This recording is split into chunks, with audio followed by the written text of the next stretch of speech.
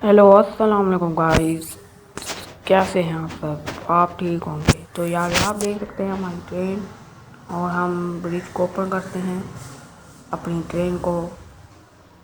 जो कि पटरी थी वो टूट चुकी है बारिश की वजह से, और अब हम इसको ठीक करेंगे।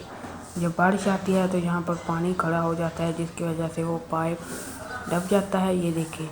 और बारिश का पानी आगे नहीं जा सकता, और पानी जब खड़ा हो जाता है तो मिट्टी उखड़ जाती है। तो यार आज हम वही काम करने लगे हैं कि हम इसको अच्छे से सही करेंगे और अपनी सिटी में एक ब्रिज बनाएंगे रेलवे ट्रैक के लिए। तो चलो फिर हम काम को शुरू करते हैं।